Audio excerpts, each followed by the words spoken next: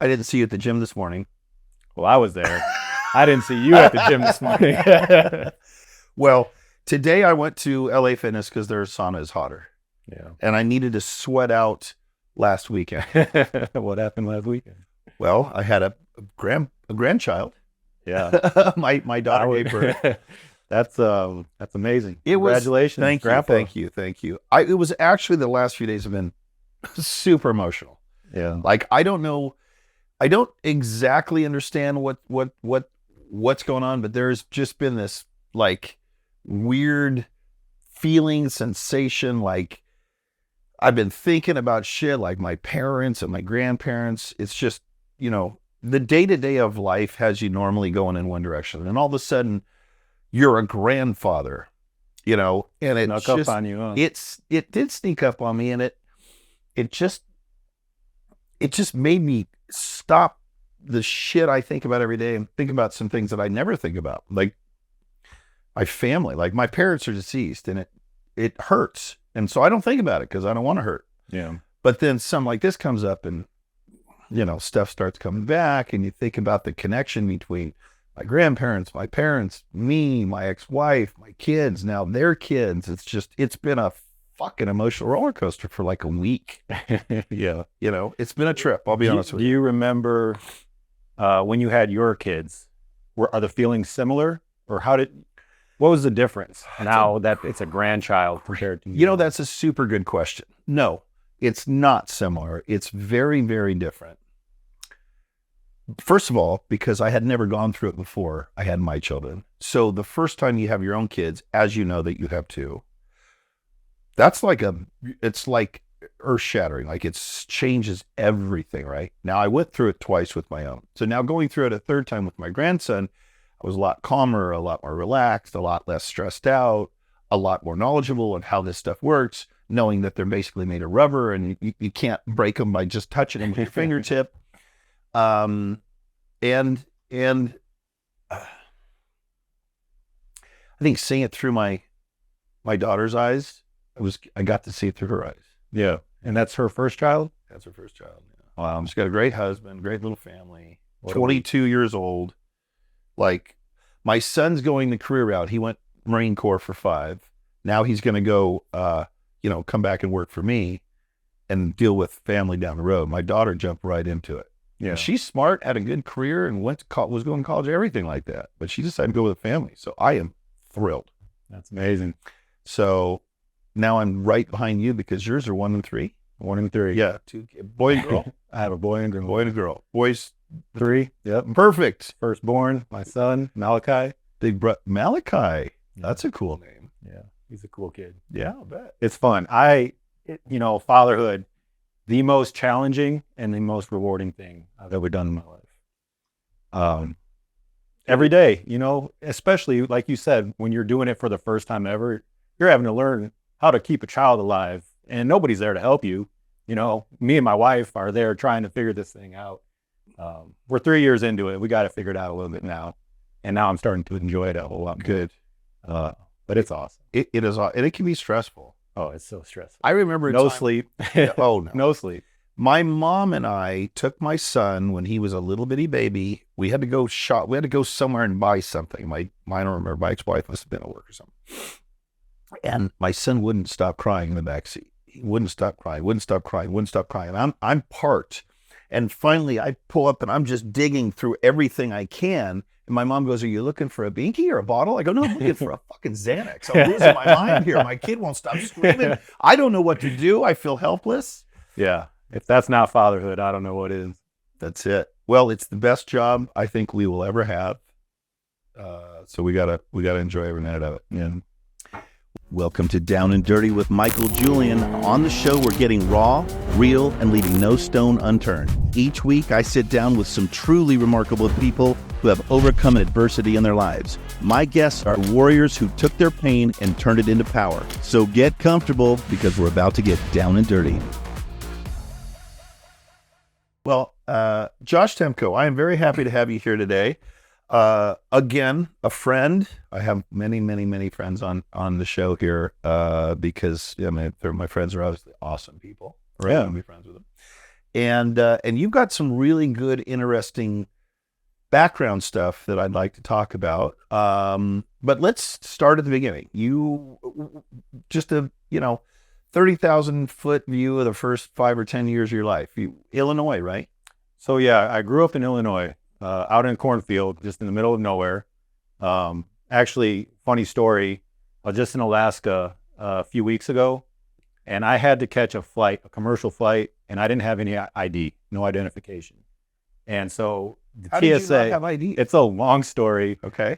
Involving search and rescue, picking us up. Oh, okay. It's a long story. But anyways, they dropped us off 300 miles north of where all of my stuff was, my ID, my wallet, my gun cases. I had suppressed rifles. And so... you had suppressed rifles? Yeah. They didn't come from California, obviously, because no, you can't suppress rifles here. Not from here. Yeah. But yeah, I had to answer a background check, and they asked me, where was your what birth certificate issued to you? I was actually born in Indiana, just right over the border. We were right on the Illinois-Indiana border. And I told them it was in Indiana where I was born. And they're like, no, sorry, that's incorrect. And I was sweating bullets because I was up in Barrow, Alaska, the furthest north point in the United States. And I needed to catch a flight into Anchorage. And I answered the questions wrong for my background check. And they're like, all right, we're going to give you one more shot after this to tell us where you were born, basically. Yeah. Because I told them the wrong answer. Yeah. But yeah, grew up in Illinois. I had a great childhood. I had everything I needed. Both my parents together. My dad was, I think all boys say this about their dad, but just the epitome of you work hard, the hardest working man I know. Fucking A. Right? I mean, he set that example for me. And now I appreciate that so much more. I was kind of maybe feeling a little bit salty at some point in life because, why is my dad not going to my football games? You know what I mean? I was a stud football player. I was scoring all the touchdowns. Dad, why don't you want to come see me do this? I'm thriving. Yeah. He's working. Yeah. He's making a living, providing for us. And so I understand that completely now. Now that my son, my 3-year-old, that goes to karate, he's got karate today. And when I miss karate because I'm working, I kind of I feel bad, but it's what I got to do as a father. But are you a little bit more attentive to those events than your dad was for your? I guess my question is this. There's still you understand it, you respect it, you appreciate it, but there's probably still a little bit of bummed out that you felt as a little boy when your dad wasn't there for your football. So are you probably trying to prioritize your kids' events a little bit higher than your father did over work? Let me answer that question in 10 years. You know what I mean? Right now, good point. My son's in karate, he's licking the floor. You know what I mean? He's just rolling around having a good time. Well, when you were in the Marine Corps, you were licking windows. So he's just practicing. I still do every now and then. I'll answer that question once I have a little more experience with it. It's hard to say right now. Great. That's a perfect answer. Yeah. All right. So Illinois, Indiana, somewhere in the Midwest. Yeah. I was outdoors as much as I possibly could be. I loved it. I did get that from my dad. I remember waking up, we're talking first grade, early, before the sun comes up, so I can go out in the backyard and follow deer tracks. I don't know. I just always had this draw to the outdoors. So I spent a lot of time. I think my first time deer hunting, I was in 3rd grade. Didn't see a single deer that entire season. And I was so happy, excited. I mean, what 3rd grader has the attention span to sit there still quiet for an entire season and not get anything out of it? I didn't see anything. And I stuck with it. I loved it. Every second of it. I loved it. Yeah, that's great. Ended up getting my first deer the following year. In 4th grade. 4th grade. What was your deer rifle? In Illinois, there was no rifle season, so it was shotguns only. I'm sorry, shotguns? It was a shotgun, yeah. To kill a deer? Yes. So you could put a slug barrel on it. Did you put a scope on it too? No. No. How the hell do you kill a deer? So later in life, I joined the sniper platoon in the Marine Corps. In 4th grade, I shot a deer square between the eyes and dropped it on the spot. Wow. Yeah. Is that kind of... That was not on purpose. You should not do that. No? No, but I mean, I was in 4th grade. So. Yeah. It was super cool. And I threw the shotgun on the ground and sprinted back to the house, which, I mean, they're on like 40 acres. So you couldn't see the house from where I was. And I went screaming in the house, I shot a deer, I shot a deer. And everyone's like, yeah, whatever. And then they're like, where's your gun? I'm like, it's out in the woods. And that's when my dad was like, he didn't know whether he should be excited for me, happy, or if he should like probably beat me. Right. You know what I mean? Yeah. Like, how you going to just leave your gun out there? Yeah. So, yeah, that was my upbringing. So wait, that was 8 years old? I don't know. How old are you in 4th grade? Around that. 9 or 10? 9. 9. That's pretty young to take down a deer. Well, That's it's a different upbringing out there. Yeah, I know. Especially than what we experience around here in California. In northern Colorado, same thing. I think I was probably in 4th grade when I went hunting for the first time with my dad. Yeah. Yep. And so, yeah, that was it's important for me to have my son get to experience those things. Before he hit his 3rd birthday, he's already been bear hunting with me. Wow. Yeah. And that was so cool for me. That was he enjoyed it. He actually. Wait, I'm sorry. At 2 years old, he went bear hunting? He went bear hunting with me. Wow. And that night, I don't know, I'm a knucklehead. We ended up sleeping just out on the side of the mountain, me and my son. We each had sleeping bags. It was nice out. It was calm. It was, warm enough illumination. My mom actually just recently kind of got after me about that. She's like, how can you go out in the wild with your son? He's not even 3 years old. I'm like, what do you mean? I'm your child. Like, you made me who I am. Yeah. That's why, Yeah. Yeah. So I don't know. Interesting thing. That's pretty fun. You got lots of pictures, I hope. Oh yeah. Okay. Yeah. Fun times. When I was your age and had brand new babies, we didn't have cameras on cell phones yet. So everything was with a VHS or a smaller camcorder or something like that. You didn't always have those with you. So yeah. You have a great, you live in a good time to get memories of your children, because we couldn't do it back then. That's very true. That's really cool. So your son will undoubtedly grow up to be a hunting fanatic as well. I think my daughter. Your daughter too? I think my daughter will be more into it. Really? She's glued to my hip. That's great. Your daddy just whatever I'm doing, she wants to be there.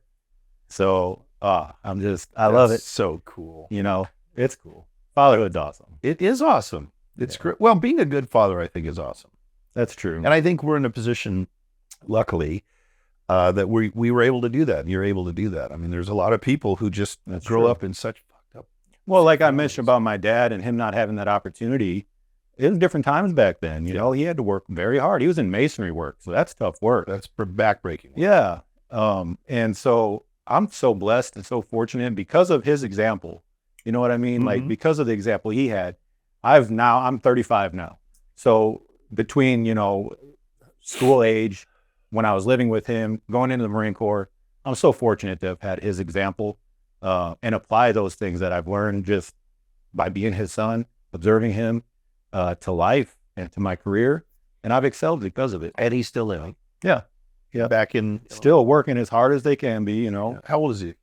Oh, I don't know. I'm terrible with age. Well, you're I'm surprised 35. I even knew my age. You're 35. Yeah. How old was he when he had you? He is, I don't know that either. He's 65, 60. 70. He is around 63. Well, he's still a very young man. Yeah. He's got a lot of life. He's got a lot of life. Yeah. That's because he all the energy. Does he take care of himself? Oh yeah. Good. He outworks me every day. Really? Oh yeah. Oh yeah. Huh. Well, I'm looking forward to your dad saying this because I think it'll make me feel good. Yeah. So your dad was a hero, very similar to my situation growing up, I think. Okay, so you're in Illinois. Now, what were your teenage years like? Sports, football. In fact, how were you as a student? School was too easy. Too easy. Yeah. Oh, so you're one of those smart guys, clearly. But I never applied myself. Okay. It's like I was bored. Yeah, I wasn't challenged. I was also the type where if I just kind of pay attention during class, I'll hear everything I need to hear in order to pass a test. And put it right there in the subconscious until you needed to throw it on an exam. Yep. In fact, I think, what's the test, the college placement test you take? SAT? Yeah. I think I scored in the top 5 in my school. Wow. Didn't study a day. Wow. So like knowledge retention is something that it just kind of comes natural for me. It wasn't very challenging. I did, however, apply myself to sports. Uh, it's weird. I was fairly disciplined from a young age, just because I knew I wanted to play football. And if I want to play football, I can't be eating trash food. Nope. And this is before the days of social media and all the workout stuff. And so I went to a tiny school. We had to co-op with the neighboring school, the neighboring town, in order to have enough kids for a football team. I was in their weight room more than anyone from their school was. And eating clean, I started experimenting with like diets and the caveman diet, I think it was called, or paleo diet. Paleo, caveman. Yeah, those type of things. And I was fairly athletic. I was pretty decent. I was very fast. I ran track in the off season just so I could keep my speed up, work on my speed. I went to state, qualified in several events. I think I got like 5th in the state for like the 400. And this is running against big schools. This is running against Chicago schools. So like the athletic pool is much greater, in those types of schools. And I was competing against them and doing all right. Did great at football as a junior. Started receiving college letters, go to play for in different schools in Illinois. That's what I planned to do. Ended up busting my knee up. Had 2 surgeries my junior year, midway through the season. Didn't get to finish that season out. And then my senior year, the school decided that they were going to drop our school so that way they could play easier teams in the playoffs. And wait, what happened? Yeah, so we co-opted with another school. My school went to the other school to play on their football program. Okay. Yeah, my senior year, they decided, no, we're not going to include that other school because it'll lower their head count and drop them down in division. So they would play smaller schools. And so I fought that very hard because I wasn't going to get to play football my senior year. They wouldn't let me play. We got a lawyer involved. We were going to have me move in with some relatives that lived in that town. So you could play there. So I could play football for them. And I mean, I was a young kid, and I've worked very hard, invested heavily into this, looked up to this coach, and I kind of felt like he can just kind of let me down. Yeah. He was a victim of politics as well, I'm sure. I don't know if it was his idea or not. He probably didn't want to. Or I don't maybe know. He did. I don't know. At that point, how can you not just invest in these kids' futures? Who cares if you don't win state? They weren't going to win state in either division. In fact, they went down a division. They didn't even make the playoffs. So like it is what it is. They didn't let me play. If I moved to that town, they weren't going to let me play because you had to live in that district for a year before you could play sports for them. So I didn't get to play football my senior year. That sucked. What'd you do instead? Did you party? No. You weren't much of a partier, all I wasn't. Well, we lived so far out in the middle of nowhere. Nowhere, no one to party with. Right. There was another kid in my school in our junior year, and once they kind of announced that we weren't going to get to play football the following year, he said that he was joining the Marine Corps. He was like, hey, you should come with me. We'll go in on the buddy program. And I just could not accept the fact that somebody was going to do something maybe a little bit more alpha than me. And so I was like, all right, Marine Corps, yeah, let's do it. Nobody was surprised when I said I was joining the Marine Corps. My parents. I mean, I was that kid painting my face, camouflage, and going out and playing guns. With air machine guns. Well, I was shooting real guns too. Well, that's true, but you weren't in there with fully automatic clearing rooms and stuff, probably. Right. Nobody was surprised when I said I was joining the Marine Corps. I think maybe a little disappointed. That was 2005 when I told them that when I raised my hand, I went to MEPS. So what was your score? I don't remember. Score passed. Passed. Well, you passed. MEPS is where you go to when you enlist, basically, and that's like where you ship out of. Yeah, but what your ASVAB? I don't remember. I don't. It's called ASVAB, right? Yes, your placement for the military. Yeah. I qualified for everything. Yeah. Naturally, though, I only wanted to be in the infantry, and naturally, they told me we don't have any infantry slots. Said, well, that's cool. I guess just call me up when you have one. Otherwise, I'm not going. He was trying to, and I get it, as a recruiter and them trying to fill quotas. and probably not having all that many people that qualified for some of the jobs that I qualified for, he needed to try to get me into one of those slots. He wanted to boost you up into something a little bit more your speed too. No, he just was trying to fill a slot. Oh, okay. You know, it was neither here or there to him what my Marine Corps career was going to look like. But anyway, so yeah, I enlisted as a junior into the Marine Corps, raised my hand. You set a date when you'll leave after you graduate high school. How far after you graduated? How much time? May, June, July, August. 4 months. My son lived 2 weeks after. He couldn't wait to get away from you. He couldn't wait to be in the Marine Corps. Yeah. That's all this kid wanted to be his whole life. Yeah. Good. Yeah. That's awesome. Yeah. Yeah. It was. Were you in 4 years? So you were 0311. I was. Well, actually, I gotta say it. The day came to leave for the Marine Corps, and my buddy that convinced me to go with him didn't show up. You're kidding me. He didn't show up. Yeah. Your buddy. Yeah. On the buddy system. Who convinced me to join the Marine Corps. Did not show up to be your buddy. Didn't show up the day. Ouch. Can we out him? What's his name? He knows him. He knows who he is.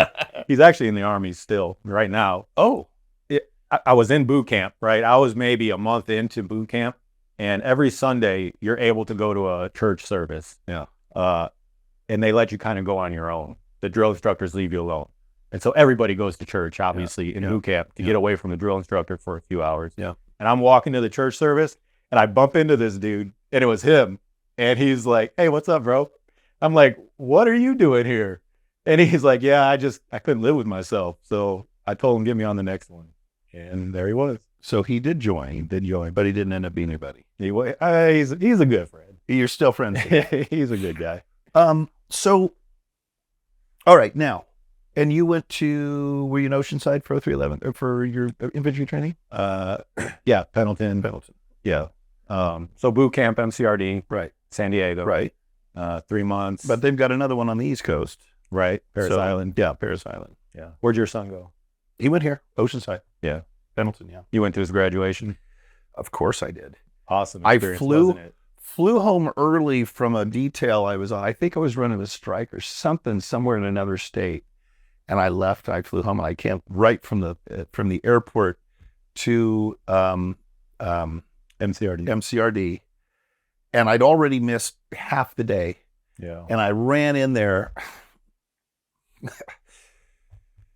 I hadn't seen him in, I don't know, months. Sorry. It's a big day.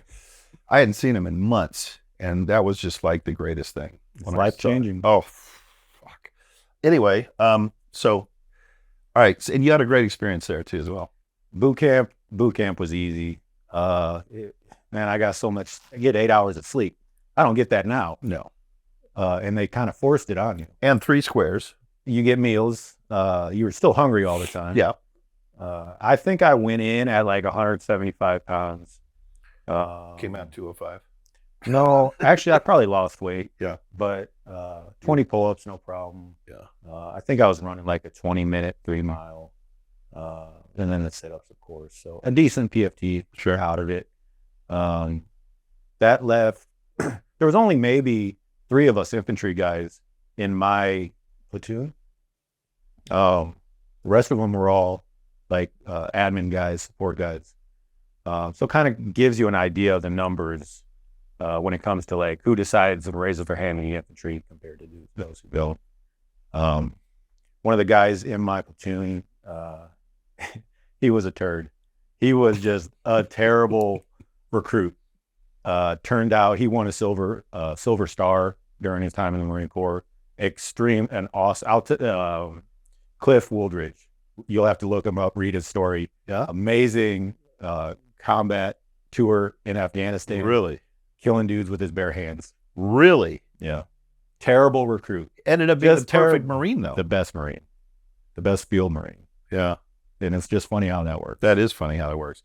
Now, you went in, so you ended up sniper scout? So I went to School of Infantry after boot camp. I think that's 2 months. And I raised my hand to be a 0331 machine gunner.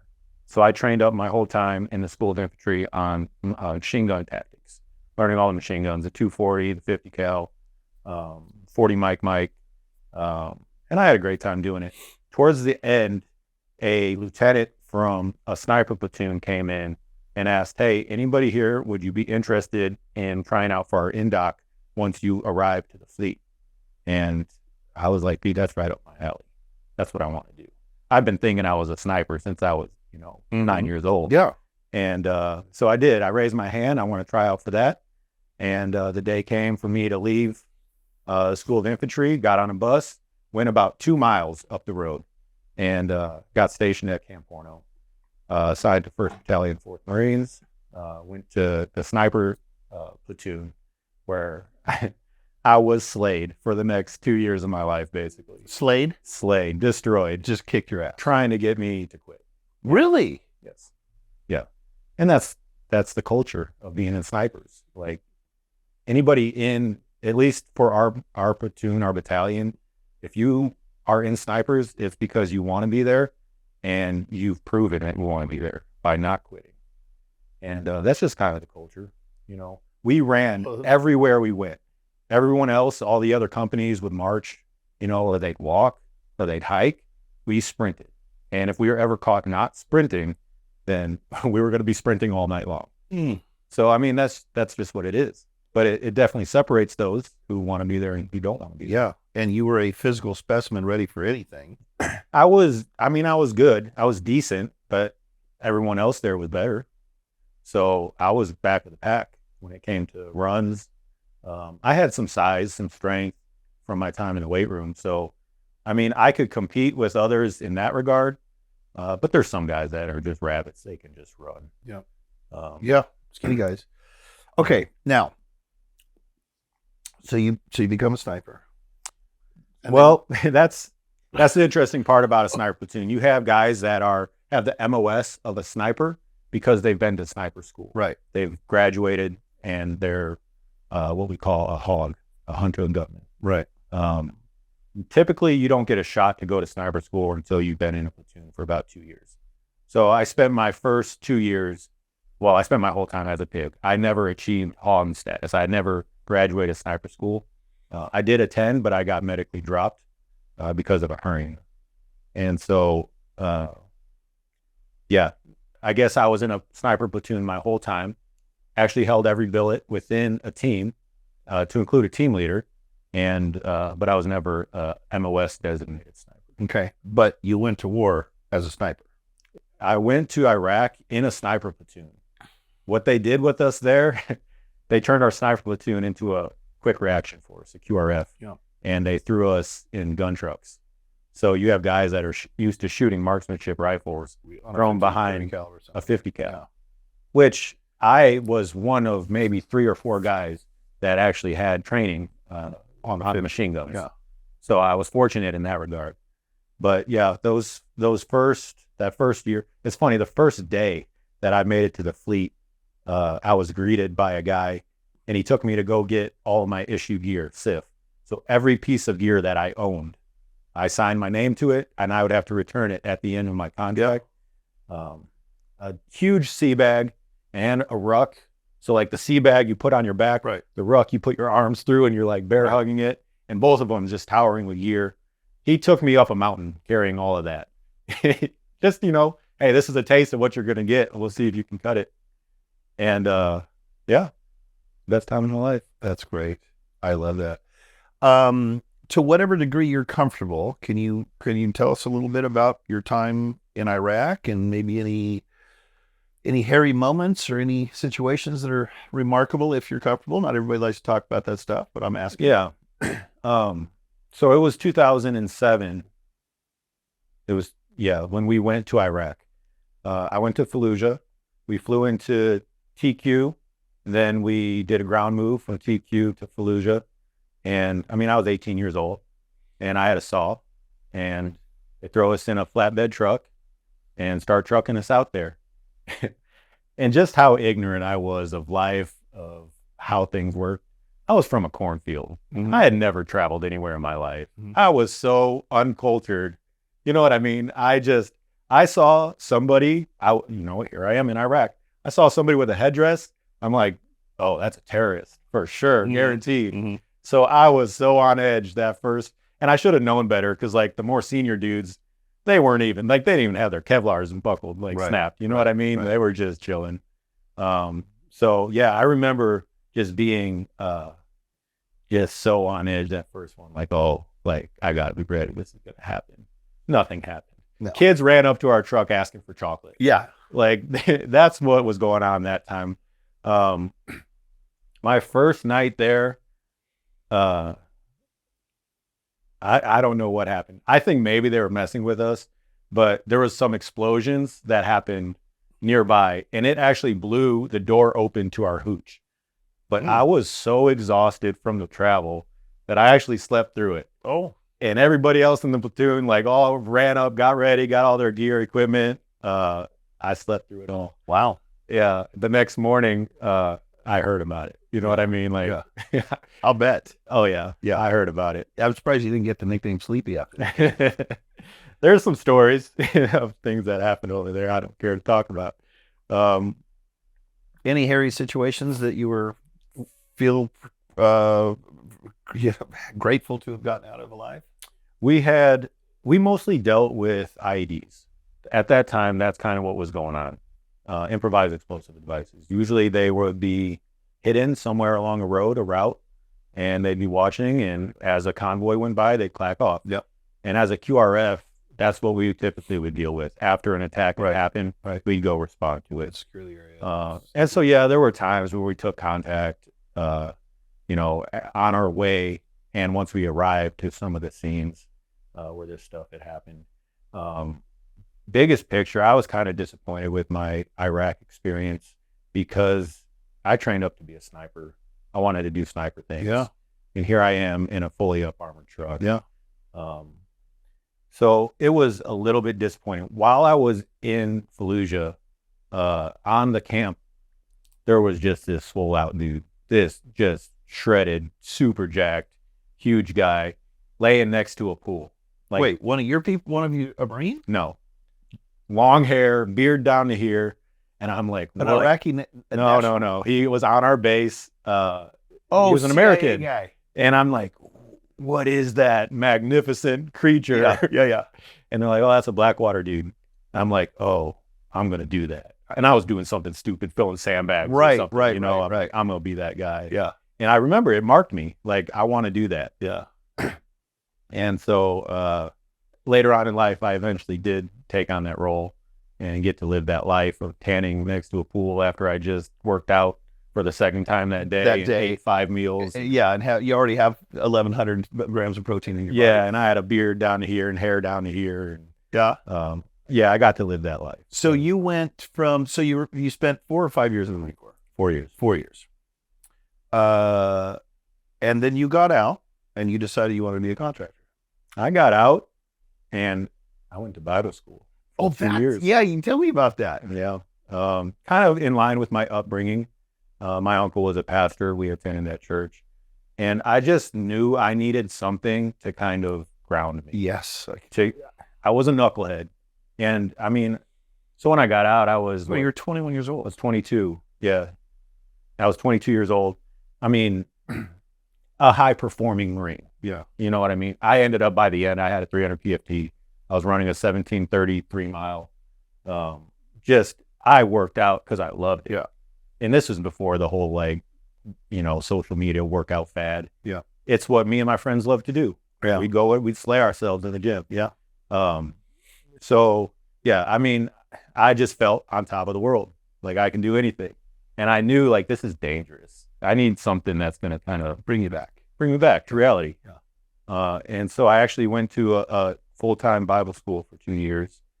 My faith was something always very important to me. And I mean, there were times throughout my Marine Corps career where it's like, you just kind of attribute favor. I have favor in my life just because, God loves me. You know what I mean? And so, I don't know. I just kind of, it also was not a shock to anybody when I signed up for Bible school. But the timing of it was funny. My contract ended September 4th and Bible school, and it was their first year running one, started September 9th. So within a couple days of my end of contract, this Bible school started up. I went 2 years there. While I was going to school there full time, that's actually when I got my feet wet in EP work down in San Diego. Really? Yeah. And was it close protection over border? it was kind of a hybrid RST Residential? EP type setup. And a former senior Marine of mine was the detail lead. And so, I mean, easy enough for him to tap on the shoulders of guys that serve for him.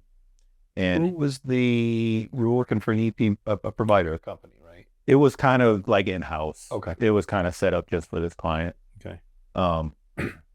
But yeah, that's where I got my feet wet in the RST side of things. And That's then a good place to start. it is. RST is a great place, entry level, to get into EP, because you Yep. learn a lot without too much exposure of doing something stupid and embarrassing yourself. You keep your mouth shut, your ears open, you learn a lot about the business. Yeah. And be Definitely. more ready when you actually get out there. And so there was a guy on our team, and guess what? He was former Blackwater. And so he would get in my ear talking about the good old contracting days, making $1,000 a day, Right. you know, $30,000 completion bonuses. Yep. And I'm like, you know, coming to work in his Rolex, and I'm over there driving a Ford Escort or something Mhm. stupid. Like, I'm like, man, I really need to move towards that again. And you're like 24, 25 at this Yeah. point. Yep. And so it was important for me to finish Bible school, and I did. And then when I did is when I started pursuing the contracting stuff. Who did you, if you don't mind, what company? Did you work for multiple companies or just one? Was it like Contracting overseas? Yeah. The company I worked for was actually called Academy. They were under the umbrella of, what's the big one? Constellas. Oh, okay. Yeah. And My son got offered a job when he was exiting the Marine Corps with them, and they With are Constellas? yeah, they've got all the federal contracts. They're guarding bases and everything. Like they do. They're massive, right? They are. I mean, I think Triple Canopy is under them. There's probably 50 companies that fall under their umbrella. Academy was who I worked for, in a different. So I was in Afghanistan. SOC ran the contract in Iraq, and it's kind of just all falls under that umbrella. I had, what was that, 2015 when I did my first trip for that. Again, I was very fortunate to even get on. You're supposed to have, I don't know, 2 years of combat experience to qualify for that team. And I had one deployment, combat deployment. And then my other deployment in the Marine Corps was a MU, where we just got on a Navy ship and went all over the world.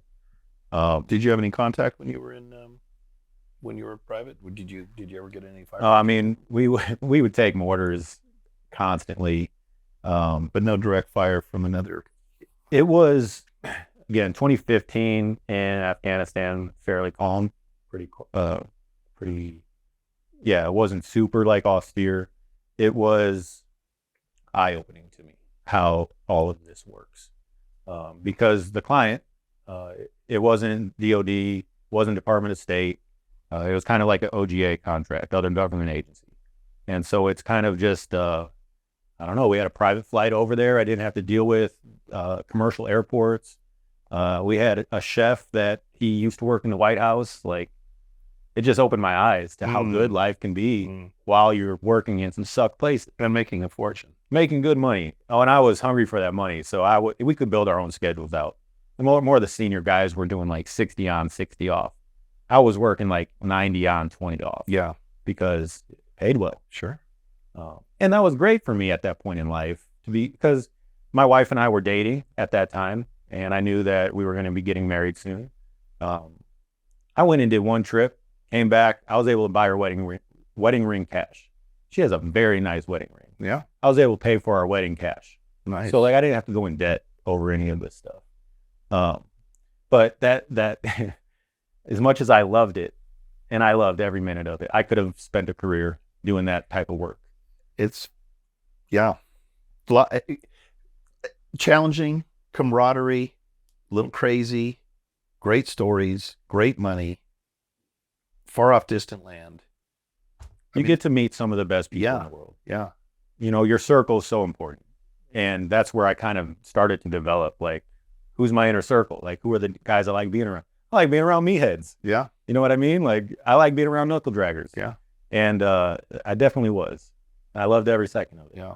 So I did that for a couple of years until my wife eventually kind of put her foot down. And she said, this is not Good for her. how a relationship should be. Yeah. It's not just about money. And I justified things like, oh, but when I come home, I've got 30 days off completely. I don't even have to look at my phone. Yeah. And so, like, that's 30 days of pure quality time. Like, pick anywhere on the map. Let's go. Yeah, you can afford to take her there. Let's go. Yeah. And to me, that justified it. Sure. But what about those other 3 months when I'm away and she's having to deal with life on her own? And when I say, like, I'm away, like, there's times like Wi-Fi will cut out or whatever. You won't hear from me for several days. Mm-hmm. So it was hard on her. It was very challenging for a marriage. And the warning signs were all there because all the dudes that work that job are all divorced. They're all, on their third wife. They have kids that they don't know, that, are strangers to them. And so it's kind of a trap. The contracting world, it's kind of a trap where, yeah. Maybe an allure, but it's not total trap because guys like you are, I'm not going to say smart enough. Guys like you see the big picture and go, okay, I've had my time. It's time to go home to my family or go start something new. Because I've hired a ton of guys that were making $300,000+ a year, spending, half the year over there. But their wives are like, that's it. Either you leave that life or I leave you. And they came back and got domestic EP jobs. Yeah. But they made the right decision. Big picture. Yeah. That's something I struggled with severely once the time came for me to actually be done, because I found purpose over there and I thrived over there. Mm-hmm. And it's like, I don't know what to do for work back home. Like, I was a Marine and I was a contractor. Just like Hurt Locker. You saw them in Hurt Locker, I'm sure. I don't know. With Jeremy, the little guy that played the Hawkeye in the Avengers show that ran himself over in his tractor or something like that. Yeah. Jeremy something. End of Hurt Locker. He's a bomb tech. Yeah, EOD. In Iraq or Iran. I'm not sure where they live. And he goes home and he's miserable and he's unhappy and he's PTSD'd and is not a good husband. And then next picture cut to him back over there with a smile on his face with a bomb suit on. Yeah. That's your comfort zone. Yeah. That's where you were comfortable and happy and included and belonged. Yeah. And I struggled for a long time when it came time for me to stop because I really didn't know what to do.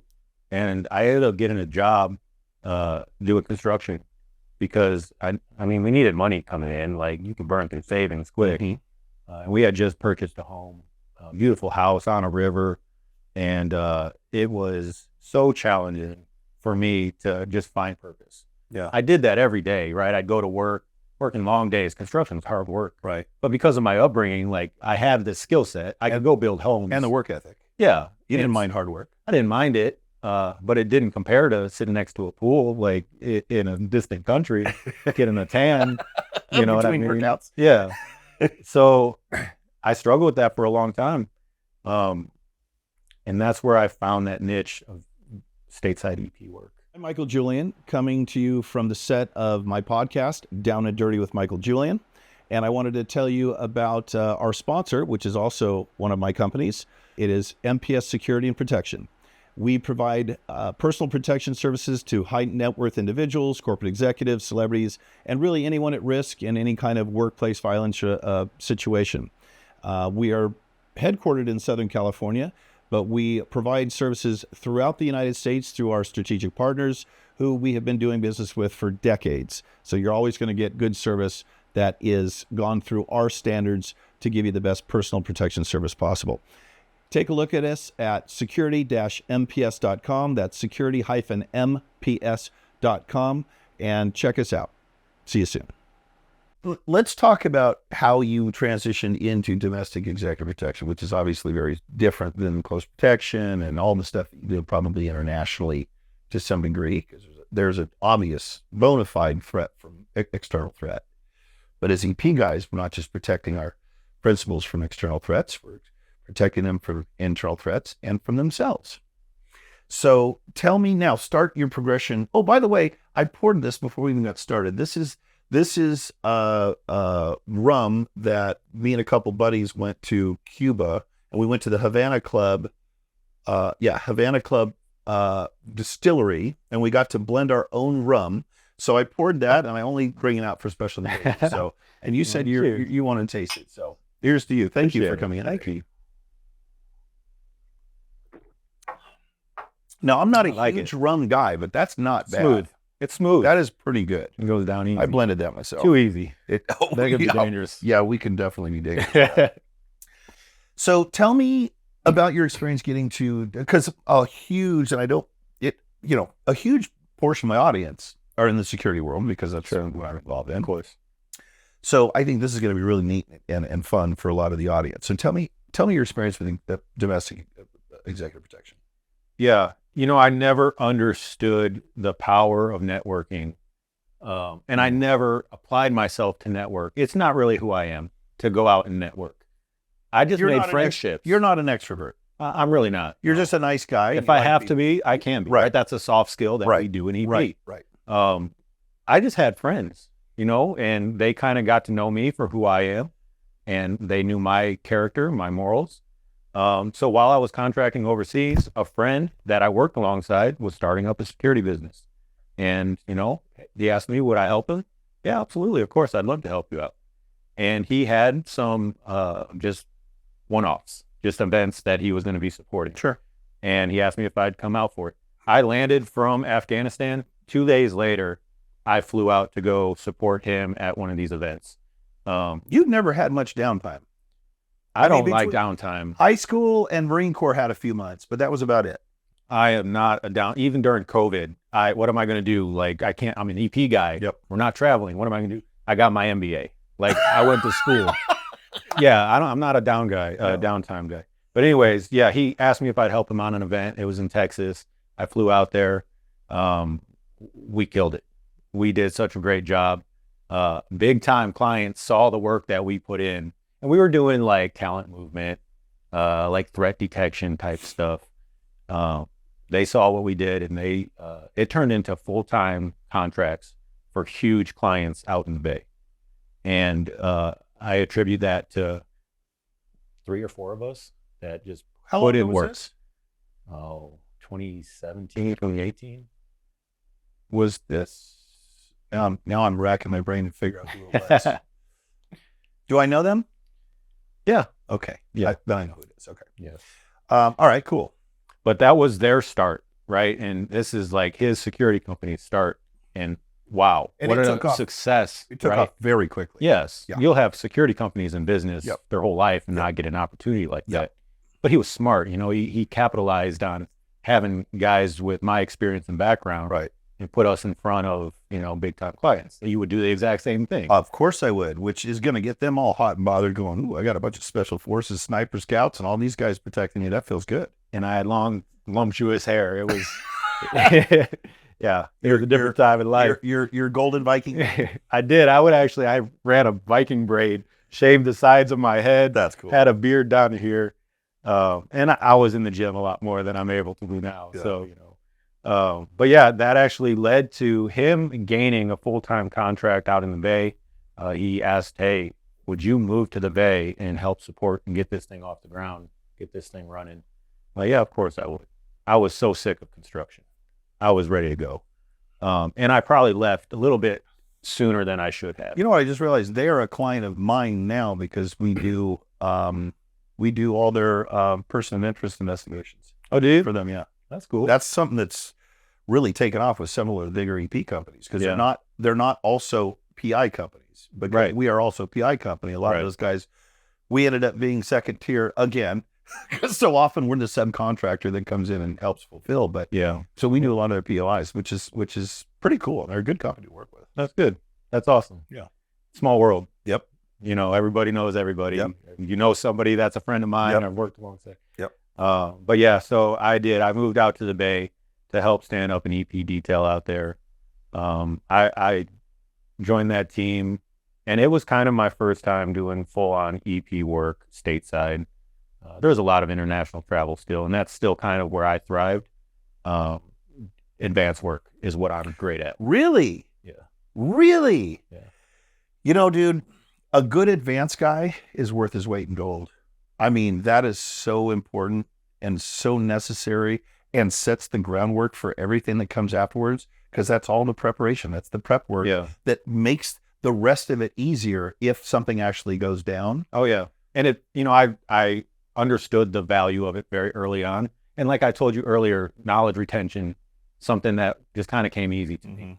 So, I mean, I'd go to DC in the Capitol buildings, and I mean, there's hundreds of offices spread around 6 different buildings with tunnels underneath that, connect them all.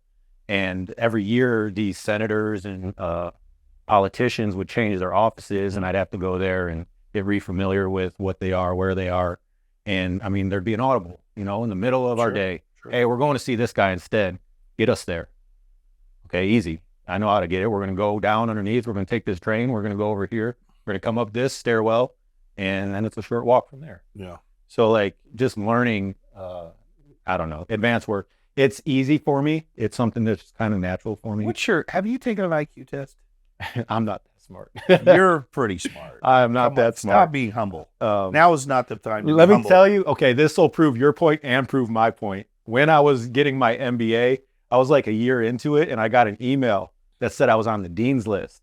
And I was like, oh no, I'm in trouble. Like, what did I do? Like, I'm going to get kicked out. What's a good thing? The dean's list is like, you have a 4.0.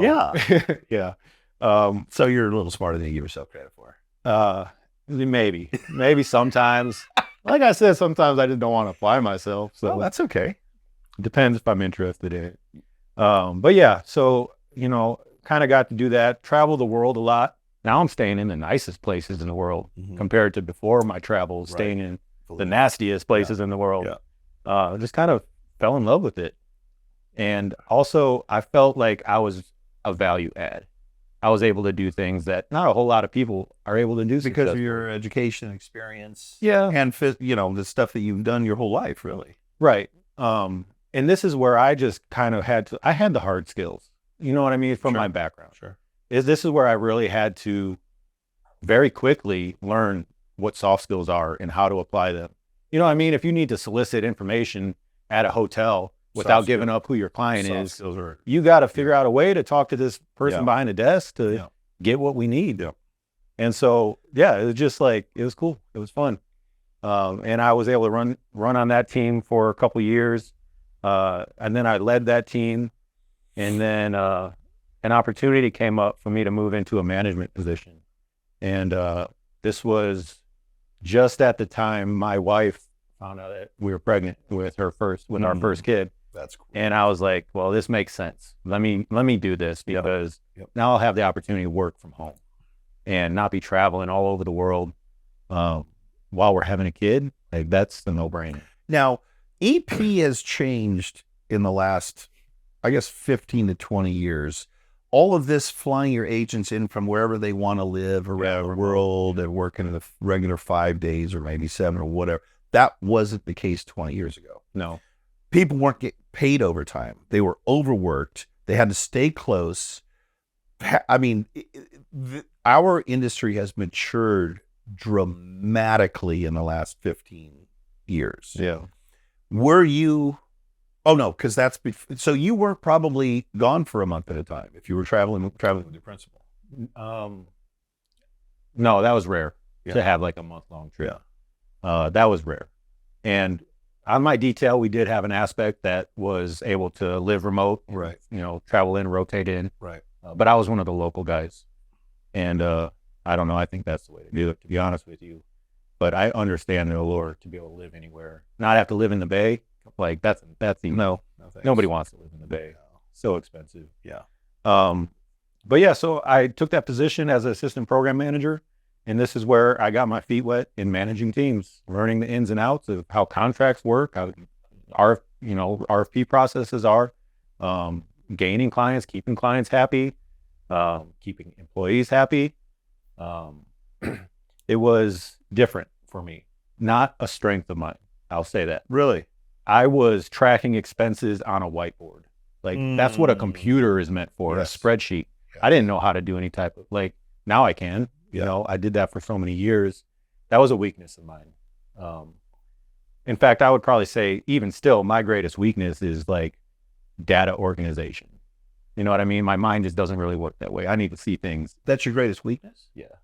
Data organization. Organization, like, of data. If you Okay. told me to build a schedule, I'm like, oh, do you have a template? Like, Okay. you know what I mean? So of the 4 personality types, you are not an analytical, because that was something you would probably be drawn to. Yeah, no. You are. That would be interesting to find out. I've got a personality test downstairs. I think I want you to take, because I'd be curious. You're a driver, controller. That's the really strong red shark, whatever category you want to talk to some degree. But you're not like I think it'd probably be a hybrid. yeah. I don't know if that exists. No, in your test, but- well, there's usually a dominant and a subordinate or whatever. Yeah, personality I've type. taken some of those type tests in schooling mostly, and typically it's like I'm a visionary, like. But to say I'm not analytical is funny, because it said I will often look at the past to figure out what's going to happen. I in the think future. you are analytical. That's part of EP. That's what we do. Yes, and if you're an advanced guy, being analytical is huge. Now, let me ask you a question: are you able to make decisions hyper quick, or do you have to ponder them? No, I can make decisions on the spot. Then that is not analytical. But I definitely think you got some analytical. That is typically the controller driver, like I am. I can make decisions no matter what it is within seconds, completely confidently, without second guessing myself, and have no idea why. and I'm not saying I'm right all the time. Yeah. But it's very easy for me to go, okay, let's weigh this. Yeah, that's what we want to do. Sure. But I'm not right all the time. Right. But that's interesting. Okay, so what happens? So now you're assistant program manager. You got a baby on the way. You get to stay home, right? Yeah. You're not working on site. Right. Okay. Right. Wife's happy. You get to go to the gym. Yeah. You don't have to drive far. You know, work from home is not for me. No, and I learned that after years of doing I hate it. It's not for me. hate It it. sounds good on paper, but it was, because to be honest, I couldn't turn work off. No. I'd be having dinner with my family and I hear my computer going crazy. Yep. Like, man, I got to go put this fire out. Yep. You know what I mean? Like, And if you walk by your desk on the way to the kitchen to get a glass of milk, I'm looking and you in look there. at it, you feel guilty for not being there and doing something. Yeah. Yeah. That's something I recognize about myself. I'm not a work from home type person. Mm-hmm. Now that I'm back to working on an EP team and working full time and having to commute, Doesn't seem so bad. I miss it a little bit. Yeah. A little bit. Yeah, you can't, I mean, you can't win them all. Yeah. But, so yeah, I was an assistant program manager for a little while, then moved up into a program manager role. As an APM, I was basically a PM anyways. I mean, Sure. I was doing all the same things. Were you running one crew or multiple? Started with one, turned into 5 As different an assistant, you were details. running 5. No, once I was a PM. Yes. Okay. That makes sense. Once I was a PM, and I don't like that structure. I think a program manager should run one program, depending on the size of the client. Yeah. It's a little hard to pay that salary from just one client, especially when. There's some where there's some where it's billable position. And, Yeah. I mean, I ended up having to run 5 different programs, and this was maybe overloaded. Great experience, though, buddy. Well, we'll talk about this in a while. I actually want to ask you a question about this, but Okay. I felt like it was me working on my weaknesses. Like you said, a great experience. Yep. Here I am now, though. I found myself back in just an EP dude, just a guy on the team. Well, okay. So we didn't talk about that. So you got this really good opportunity with a family to go from being a big corporate guy to working directly for a family, right? Yeah, basically. Yeah. So that atmosphere changed completely. Like that's a one world, and now you're in this one. Do you like being back as an agent with a small crew of guys? I love it. And you're not a manager, correct? I'm not. Okay. Just a dude. You're grunt. Yep. I love it. I love every bit of it.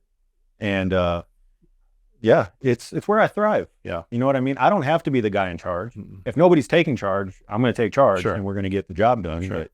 But, actually, every guy on this detail I'm on now, we're all basically Solid guys. Yes. Any of them could be trusted with run the day. Yep. And they're going to do it successfully. Yep. And that's why I'm enjoying. I'll bet. It's like a fresh breath air. Yeah. After dealing with, because I was not only managing EP stuff, I was also doing uniform guard stuff, all things you Oh, are very, wow. very familiar with. Yeah. It's a different world. The uniform guard side of things. Now I have guys not showing up to work. You know what I mean? Like, don't get me started. At a on lower pay uniforms. rate, and so I can't there's see lower it. pay rate problems. Yeah. I was very happy to move out of it. The timing of it was perfect, because once I was working remote, that's when we moved down here from the Bay. My wife's family is just down the road, and so that's why we moved out here originally.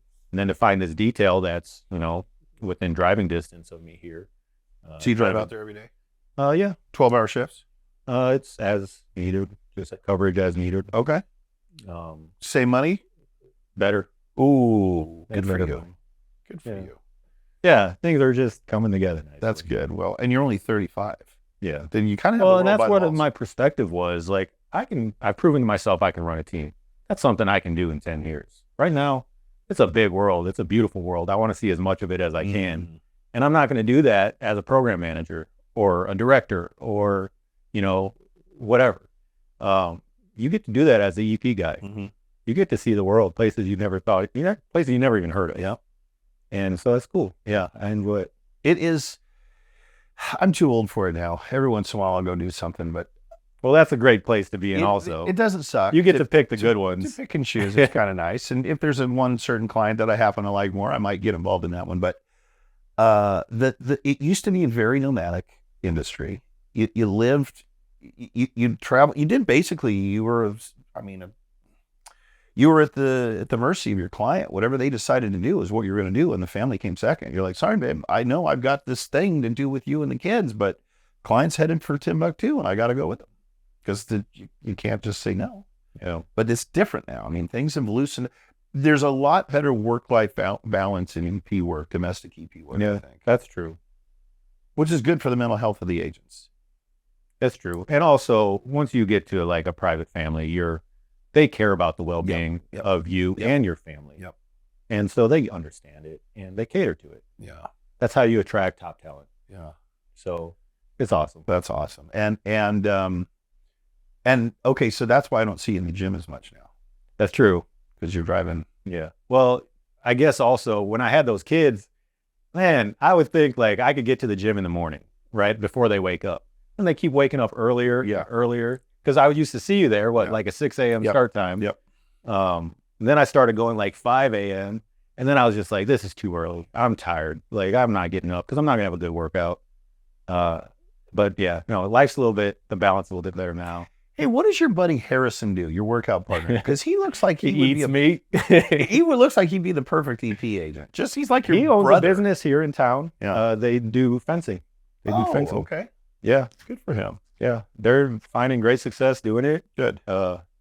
He's the strongest dude in that gym. Oh, he's Easy. an animal. Yeah. He's I watch you guys work out, and it's like the shit we used to do in high school, like crazy over, and isometrics and negatives and all of this stuff. And I'm thinking, I don't have the energy for that. Well, I can't keep up with him anymore. He's an animal. It's not fun. When I have to take a plate off for a bench press, Yeah. like, man, Yeah. now my pride's affected, and I'm just going to not work Yeah. out with you. Well, maybe you should work out with me now, and then you'll be the strongest one of the two of us, so you'll feel better. Well, it's about funny.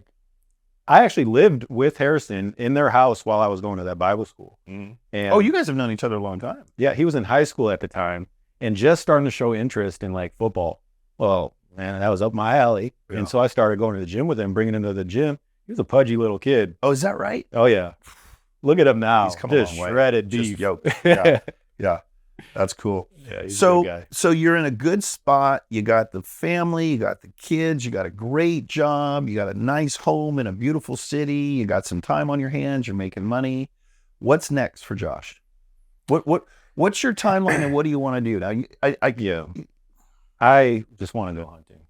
That's all. We didn't even talk about hunting. Let's talk about hunting. Okay, so you ended up going to Alaska for a week, but stayed for 2 because you got snowed in. But tell me about your hunting world. This is your escape. Like, this is your therapy, right? Yeah, I love it. I don't know. It's just, it's kind of similar to the EP stuff we do, advanced work especially. I mean, a year before I'm going to go on a hunting expedition, a hunting trip, an adventure, I'm on the computer studying satellite maps. I'm looking at angles of mountains and, this is where the elk are going to bed. I'm looking at elevation, at where they're going Water to be supplies. at. Yeah, what are they eating? What are they drinking? I'm figuring out these animals. Sure. You know what I mean? From 1,000 miles away a year prior to when I'm going to be able to get out there. And You are an advanced I guy. thrive off of that. Like, I love that. What's the best hunt you've had? That's a hard, dude. Shooting prairie dogs with my buddy, like in Montana, is probably the most fun I've ever had. I mean, What's the most extravagant hunt you've been on? Alaska grizzly. I've done just that a few weeks ago was Alaska caribou, and that's where we got stranded out there. And you gave me a bunch of bison. Where did you get the bison? The bison was from Montana. Okay. Yeah, actually, I'm getting another one next month, so I'll get some for you. There you go. Yeah. Did you like it? Oh, my girlfriend lost her mind. Bison's one of her favorites. It's good. I said, honey, I got a surprise for you. When I walked outside to meet you out when you dropped it off, and I brought it back in, and I laid it down right there. She goes, oh! She loves bison. Yeah, gold. Yeah. But yeah, that's what I enjoy doing. If I could do it full time, I would. Yeah. You know what I mean? And there's guys that are. Well, you so could I got to be crack that code. Yeah, you could be a guide. Yeah, Then you they gotta don't make move any to- money. No, they don't make any money. Those are kind of nomadic jobs too. You know? Yes. Yeah. I need the Gucci one. You know what Yeah, I mean? you Like, do. I've been living this soft lifestyle for Yeah. too long. Yeah. But yeah, I don't know. I definitely want to get involved into that industry. And we're making some moves. Actually, I've got a partnership with a great friend, two great friends actually. And he's a sponsored shooter, and he's got all the connections and everything. Biggest picture, I would love to be able to take veterans on hunting trips. That's something I'm kind of passionate about. I do it already, just not from a business point of view. So this would be a business model catering to military veterans, whatever level of hunting experience they have. You would like be the guide. You take them out. You show them the ropes. Yeah, kind of maybe not necessarily a guide, because like, let's say you go hunt Alaska for a grizzly bear, you have to have a state certified guide accompany you. Okay. Yeah, it's Well, expensive. you would be the leader, the company leader, coordinator. the tour guide, the tour leader. But I'm going because Right. I want to go Sure. for me and have a good time. Yeah. But it's also just so rewarding. Actually, the dude I'm partnered with actually pointed this out to me. He's like, "You love to teach people how to hunt." And I'm like, "That's funny. I never realized that, but that's true." I take guys that have never been before, but they're Army Rangers. They're like Special Forces dudes. They're Marines. They've got a background. They've proven they've got what it takes. You know, they're tough dudes. And I want us to go out into the wild and challenge ourselves. And I think it's so rewarding for me. For me to be able to go to Alaska for a week, life just slows down tremendously. I get to focus on one thing. I don't have to worry about a phone going off. I don't have to worry about, unfortunately, I can't even worry about what's going on with the kids. I'm out of touch. And for me, like, I kind of need that. Yeah. I need a separation sometimes. Yeah. I don't know. I get to focus on one task. Yep. And just slow down. Yes. Get away from this internet. You know what I mean? No Wi-Fi. You're not getting torn in 15 different directions. Yeah. One thing. Life just slows down. And I've found so much value for that for me as a veteran. And guys, similar background as me, and guys like PTSD guys, combat experience guys. Well, shit. To go have fireside chats. You know, group therapy, dude. Yeah. You're doing awesome. team building, doing stuff that you were trained to do in the military. Then at the end, you're sipping a little scotch or a beer, smoking a cigar around the fire, telling war stories that probably no one else that you wouldn't tell anybody else because they wouldn't understand. That's like group therapy. Okay. So to my audience, if there's anybody out there, any vets that want to get involved or do this or whatever, make sure you hit us up. Where do people, you don't have a website yet? No, we don't. Not yet. It's in the works.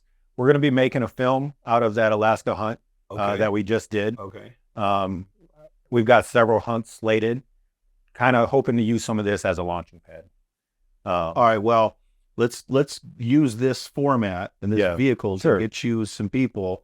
So if you're a vet or know a vet and you're interested in hunting or getting involved in the business or whatever, this is a great opportunity. So I guess just do you want to don't put have an the email out there blueprint. and have them reach out to me? Yeah, I can definitely. We could push the email out. Okay, what's your email? It's jmtemco, my last name, TEMPCO @gmail.com. Okay, John Michael Tempco.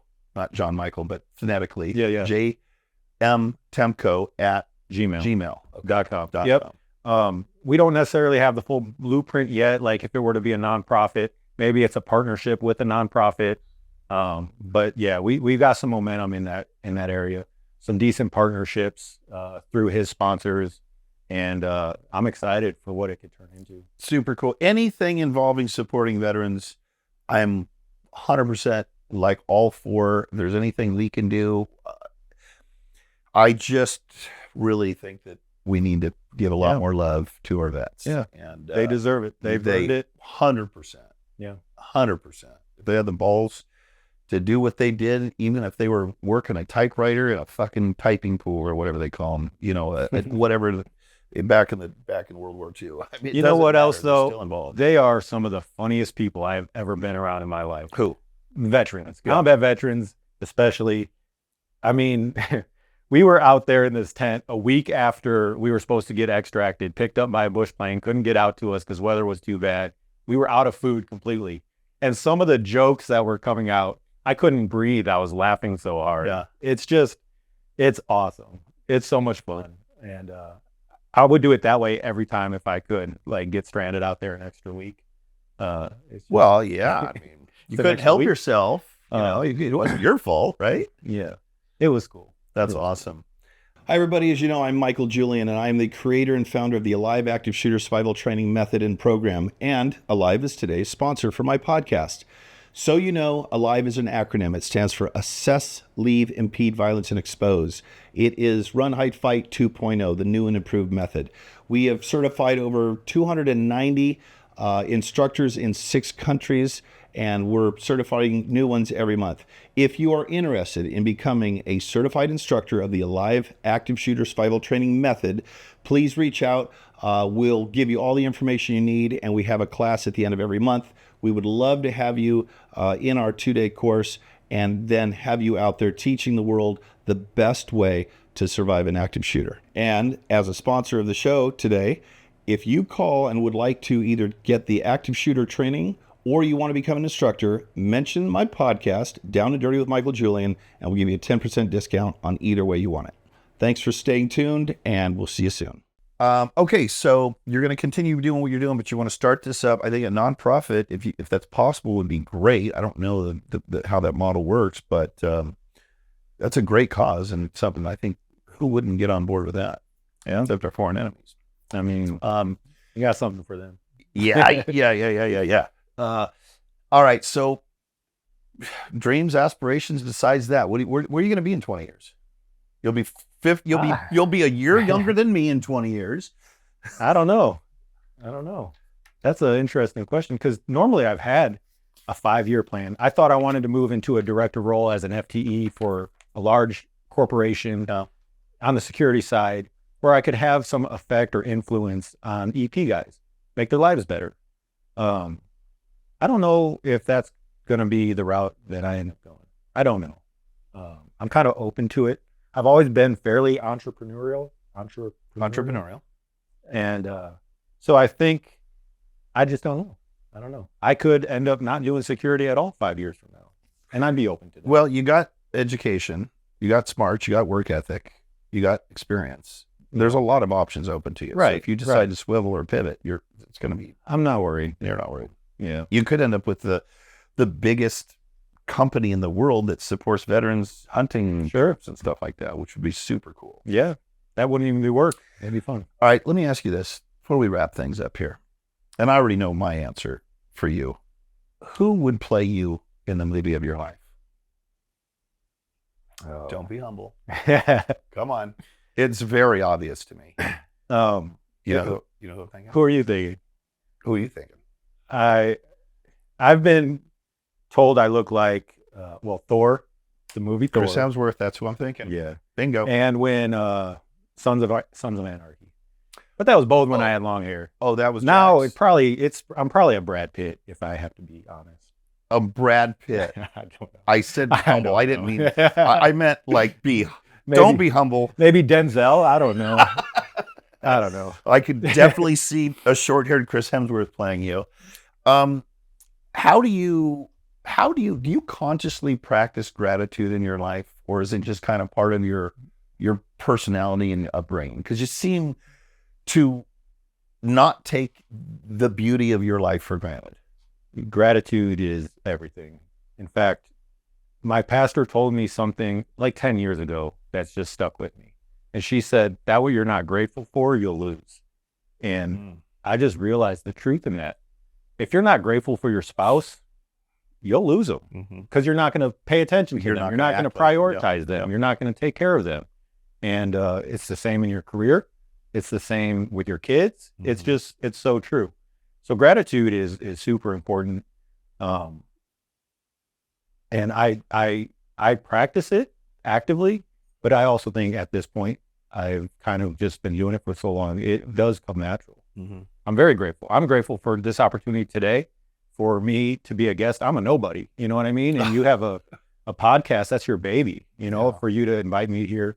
Of course. I'm very grateful. Well, thank you. I'm grateful for you being here. And the whole nobody thing, I want to agree with that. I think you've got an amazing story and a great, this show is about people talking about their life experiences that have helped them become better people. You've got a lot of that. And you were already on a good trajectory. You had a good, solid vanilla, if you will, upbringing, which, God, I'm envious of that. Yeah. You know, you got good morals, good standards, good work ethic. And you've built this thing that you've got, this whole thing you created. So there's a lot to be grateful for. And I'm glad to hear, and I want my audience to hear that you practice, you know, being grateful every day, really. I mean, it's just kind of part of your personality. You don't take it for granted, do you? Aren't you appreciative when somebody says thank you to you? Of course. Doesn't it feel great? Dude. And I want to be that person to others. My life changed when a perfect stranger out of nowhere, far enough away that I could barely hear him, when I sneezed, said, bless you. And I thought that just made me feel so damn good. I will never let anybody go unblessed if they sneeze moving forward. And I will bless, I don't care who it is. I could have a gangbanger with a knife in his hand. I would just automatically say, bless you, because it feels so fucking good when some stranger cares enough about you. And I don't even know where bless you came from. I assume it's religious. I don't know, but it's just such a nice gesture from somebody to care enough to just say it. You know, that feels good. Yeah. So, okay. Who would play you? Got that one. I was going to ask you a question knowing that you probably would not even answer it. What the hell was that? All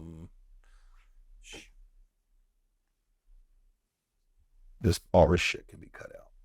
Oh, I've got one. Are you a reader? I am. I figured that you were a reader. What's your favorite book? Fiction or nonfiction, by the way? Nonfiction. I don't know if I've ever read a fiction book. My favorite book, Lions of Kandahar. It's about the SF team in the Afghanistan war and just everything they had to overcome. Who was the author of that? Was it Scott? I couldn't tell you. It's been so many years. I've read it maybe 2 or 3 times. Yeah. Well, you can personally relate to that one. I can. You know, I see eye to eye with what they've had. I'm just in awe of, you know, the human spirit and what you can overcome. Yeah. A book I'm reading right now is about Ernest Shackleton. It's called By Endurance We've Conquered, and it's about polar exploration and the adversity that he overcame. I mean, these guys traveled about 1,300 miles on foot, pulling a 600-pound sled on about 500 calories a day, burning probably 6,500. God. Yeah, their round trip, they were within probably an hour of death, of dying. And again, just the power of the human spirit to overcome. You know, it's interesting to me. I like a challenge. That one seems a little excessive. But some people they absolutely get off on the harder it is, the better you feel when you conquer it. Yeah. And a lot of people have perished that way, but not.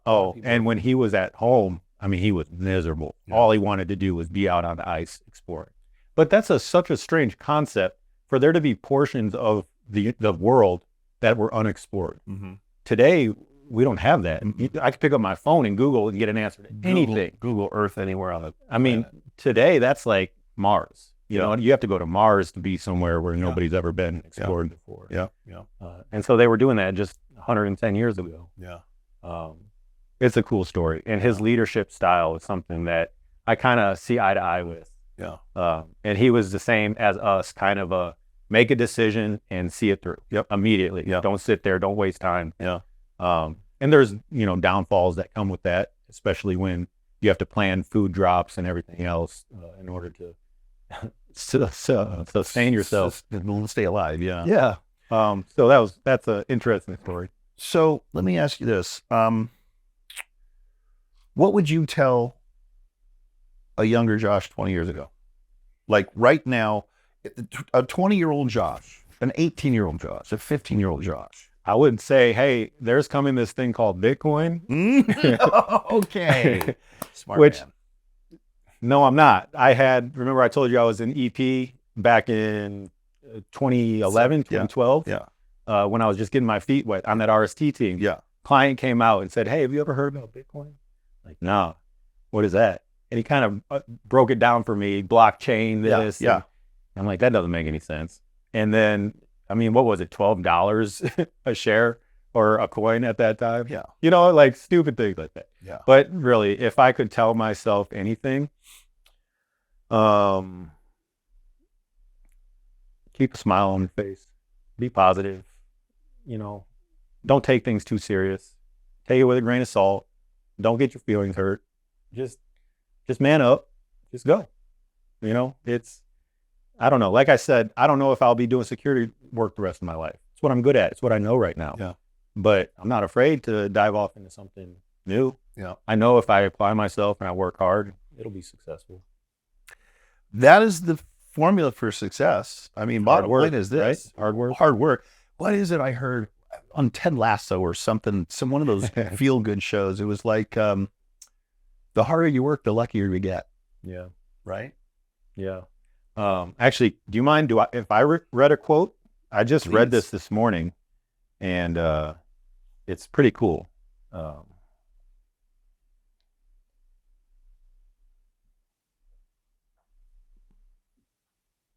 All right, so this quote is by Ralph Emerson. Do you know who that is? Ralph Waldo Emerson, right? Like a philanthropist. Well, he was a writer / kind of philosopher-ish. Yes. Are we talking about Ralph? Yes. Waldo Emerson? Okay. Yes. He said, shallow men believe in luck or in circumstance. Strong men believe in cause and effect. Yep. Love it. It's true. Love it. And frankly, you don't get lucky being successful landing contracts. No. It's cause and effect. It's because you've done great work for the last 20 years. Yeah. That's why you're going to... Which, because you and I identify so closely with that saying, hearing it makes me feel good about myself because I feel that way. I am that way. And I know that if I decide to do something, it's going to be an act of God or nature to stop me if I decide that, right? But that's because I'm willing to do whatever it takes, how hard I have to work. It doesn't matter. Bottom line is, if you want to make it happen. Now, we're not going to decide we're going to become astronauts and fly to the moon tomorrow because that's ridiculous. But if we decide we're going to build a business for veterans, or we're going to have a podcast or active shooter or travel the world, we know that we'll do it because that's what we've decided is the best thing for us, and we've got everything it takes to. You'll do it, but you'll also know, hey, the first couple podcast episodes I do are probably going to suck. Oh, they were terrible. They're going to be they're going to suck. And it wasn't my guest. The guest was great. I had no idea what I was doing. Right, but you stick with it. You learn from it. You apply yourself, and next thing you know, you got just a all-star, podcast. Yeah. So yeah, that's something that kind of stuck out to me. I'm loving the questions because I want to keep peeling back layers. What's your favorite movie? 21 Jump Street. The original? I mean the one with Johnny. Oh, you were making a joke. No, it is. Johnny Depp one? To be honest, my favorite movie, Ghost in the Darkness.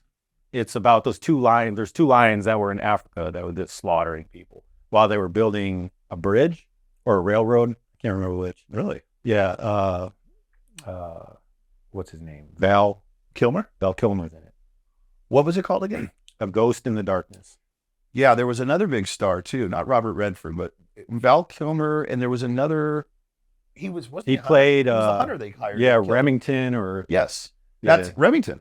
That's exactly right, I think. yeah, yeah. And they hired him So to come kill the lions. those lions are on a museum in Chicago, and so like where I grew up, we'd go into Chicago on field trips, and I'd get to see those lions. And you know, just to know that they killed hundreds of people, and here I am, you know, a foot away from them. Yeah, it's kind of cool. it's very It's interesting. up my alley. Favorite place you've traveled?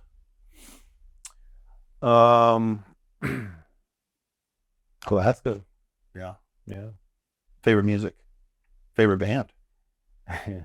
Favorite band. I've been on a Metallica kick lately. Just, I know it's mainstream. It's hard not to love Metallica. I've been on a kick lately. I've seen them probably 10 times because of my. Oh, yeah? Oh, she's absolute fanatic. This time last year, I bought a sponsorship. I was going to go to the annual conference in Napa of an association that I was the president of, the California Association of Licensed Investigators. I've been a member for 25 years. I planned the whole trip, everything, and my girlfriend surprises me with Metallica tickets for not one night, but 2 nights in LA in a row. So that weekend changed and we went to Metallica. But yeah, I love Metallica. So you're a rocker? You're a headbanger? I like rock.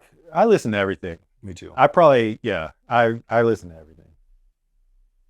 That's good. I think that shows a lot of emotional intelligence to be able to enjoy different genres of music. Maybe it's IQ. I don't know if it's EQ. Either way, I think it's important. And people that are open-minded and creative will typically go, I like country. I like some rap.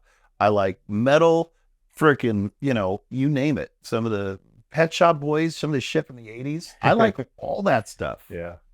You know, we didn't even talk about old cars. You like old cars? I do. I like I old like cars. new cars too.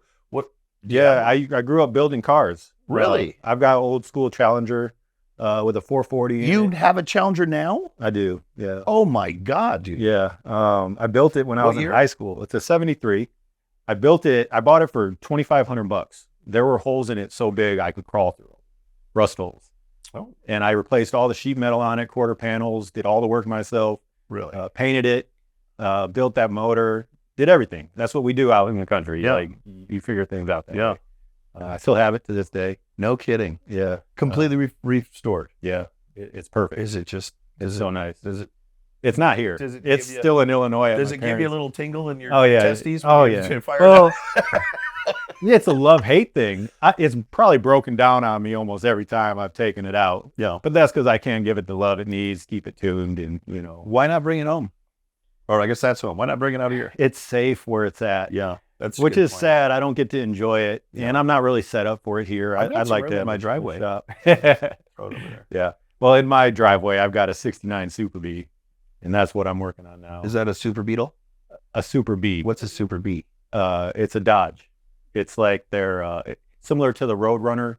Oh, yeah. It's a B body. Oh yeah. The Super B. Okay. Yeah. I'm sure I know if I saw one I would It's a be cool car. familiar, but I don't know that I've heard the term Super B before. Yeah. It's a cool one. Yeah. And I've had some old cars, 67 Plymouth GTX. I'm a Mopar guy. Yeah, yeah. Yeah. Chrysler Plymouth.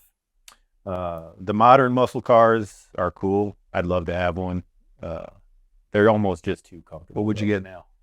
Oh, probably I would love to have a Demon, the modern day Challenger. Yeah, yeah. Your Corvette's pretty cool. I don't have that anymore. Oh, no? No, I sold it. What do you have now?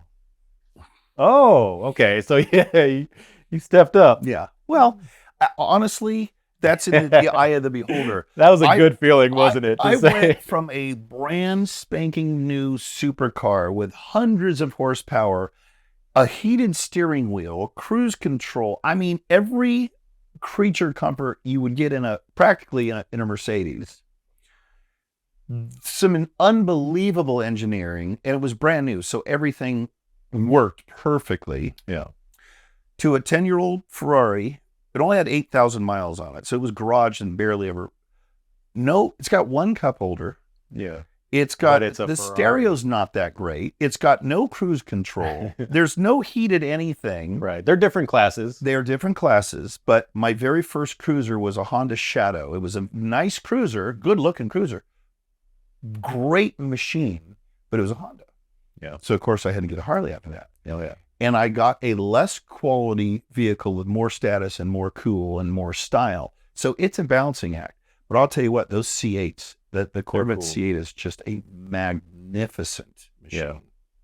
Yeah. And I wasn't a fan at first. It felt like you're betraying the Corvette look. They were just evolving, my man. They're call it awesome. evolving. And they did a great job in that mid-engine. Oh, Yeah. drives like a dream. But I will tell you, my Ferrari, it's 500 pounds heavier. That thing, it seems like it's got more takeoff and better cornering, which makes no sense because I don't know that it does, but it just feels like it does. It just feels right. It does feel right.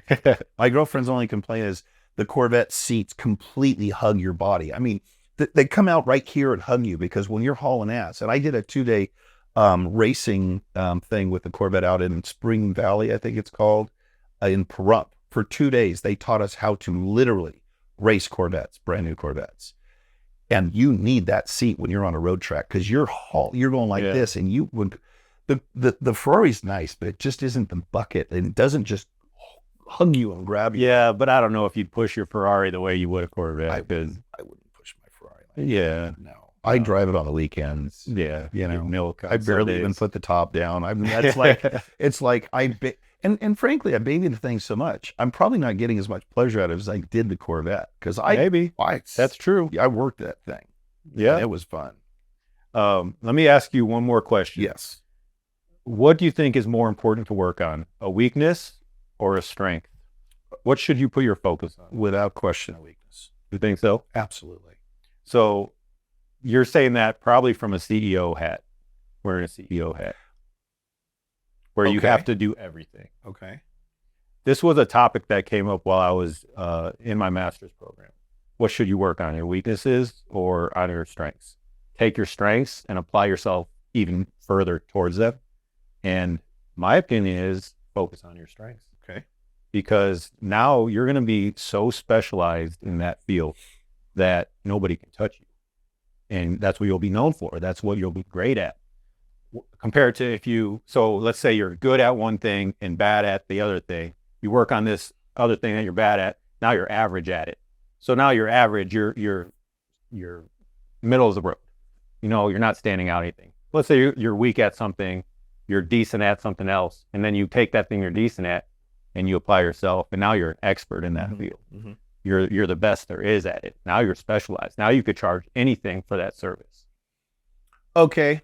I like your logic. I like your rationale. Here is my rebuttal to that. And it would have probably helped if we'd have started with a timeline, if we're talking about when you're younger or when you're older. But here's my response. As a businessman, as an entrepreneur, and especially in the EP world, and I mentored a lot of guys, and this is what I typically tell them. The more things you're good at, the more doors will open. But your one weakness could slam a door shut in your face that you otherwise would have excelled in if you hadn't been weak there. If you'd have been average there, you'd have been fine because you're good over here. Yeah. Later in life, when you're good enough across the board, then you choose a specialty, a niche, and then you hyper-focus and you dominate that market. Yeah. But if you decide, you ever play cards? None. Okay. So my girlfriend and I play a lot of rummy or gin rummy, whatever. And sometimes I'll get a hand and I just need that one card to give me the perfect, just destroy her. And I keep holding out and holding out and holding out and holding out. Yeah. And she goes out. I was trying to be great at one thing, and that's get that one card I needed. When I have a bunch of good cards, I have options. I tell people, never stop training in the EP world, never stop training, never stop learning, never stop networking, because your stock, your personal stock goes up and up and up and up. You will be qualified for way more opportunities. But if you've got a weakness that will cripple you. Yeah.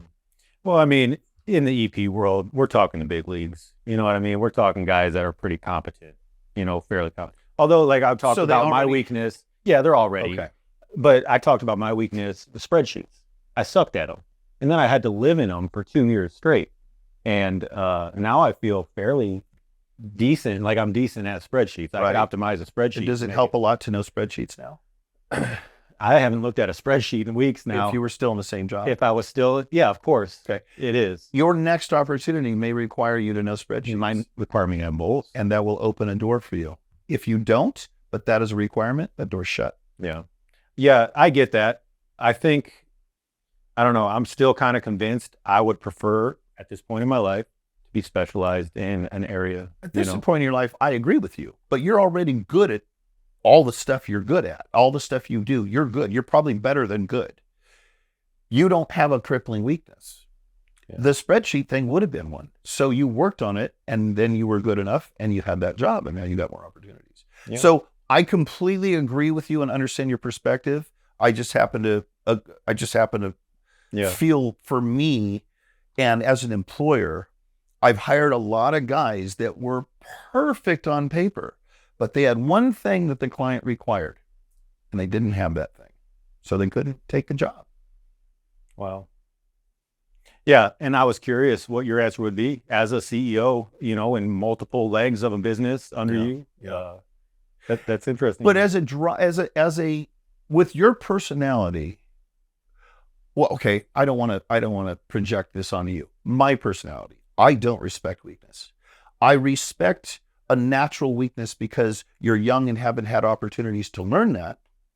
But somebody that day after day has an opportunity to overcome something that is stifling their progression in a relationship, in a job, in school, to ignore that weakness, I have no respect for that. And I mean, to the point where I'm kind of a dick about it. Like the same. I will look down my nose at somebody that should be better. Huh? I'll judge them. I will absolutely judge it. You should be better at this in your life. You have made a conscious or non-conscious decision to not improve, and that is a weakness for me. If you spot a weakness in yourself and you double down and you go, well, I don't know spreadsheets, so guess what? I'm taking a spreadsheet class. That's all I need to know about you. I will know that you are going to have a great work ethic. You've got integrity, you've got standards, and you've got drive and ambition. And that is the recipe for success as far as I'm concerned. Yeah. So I appreciate your perspective though. And that makes, it was an interesting topic for me in a master's degree class for that to come up. What did they say? What was the general consensus? The general consensus was focus on your strengths. And this is catered mostly, I went to Golden Gate University. Mm. So the type of student that goes to that school mostly works for big tech. And they're saying you need to thrive at whatever it is that you're doing. That makes sense. I do agree with that. I do agree. I think it's subjective. It has to. But I had your opinion, going into that class. And of course, your opinion is valuable to where you sit, and what you do. We also didn't decide, are we talking about in relationships? Are we talking about in school? Are we talking about work? Right. Because in a relationship, you damn well better work on your weakness. You're already in that relationship. You want to make it good and keep it good. So the weaknesses are the ones you got to focus on. Yeah. If you're in a career, and I tell people, now I'm gonna argue with myself about this. I have told when somebody like a PI comes to me and says, "Hey, I'm leaving law enforcement. I want to get into PI work. What do I do? How do I do it? Blah blah blah blah blah." I say, first thing is, what are you passionate about? What do you really, really enjoy? Whatever it is, whether it's from law enforcement or military or something else, and you identify that. And then I say, what are you really, really good at? Now, if those two things align, if they love what they're great at, then you just follow that trail until the wheels fall off the wagon. 100%, because you are not working. You are in heaven, making money, doing what you love and are great at. If you're starting out and you have some weaknesses, then I would say, you've got to focus on the weaknesses because those doors will not open up for you. Yeah. So in a way, I'm saying, yeah, you know what? I do agree with you. In certain context, I absolutely agree with you. Yeah. It's a cool topic. I enjoy exploring it. I hadn't even thought about that before. And I never had either until it was, asked me. And then I'm like, oh, that kind of does make sense. Being a hyper literal person, I think if you asked me that again, I'd have to ask for context. Sure. Especially now that I've I think it was asked of me in more of a career professional setting. Sure. And I get it. Yeah. I get it. Yeah. Well, listen, brother, I want to thank you for being here today. Thank you for being my friend. I hope we get to work out sometime. You're always working out with Harrison, and frankly, I'm not strong enough to keep up with you guys. You know, and I have not met your wife yet. Yeah. So Let's go have dinner some let's go have dinner. I'm sure. How old's your wife? 37. All right. My girlfriend's 40. So Yeah. they're so she robbed the cradle. She got the young stud. Yeah. That's cool. Yeah. She's cool. She's awesome. She's amazing. She's put up with me when she probably shouldn't have, and I'm grateful. Good. Let's make sure when she listens to this episode, you tell her, go all the way to the end, because the good stuff's at the end when I say really nice things about you. Yeah. I'll have it queued up for her. Sounds good. All right, my friend, let's finish off this room. Thank you. Appreciate you being here. Thank you.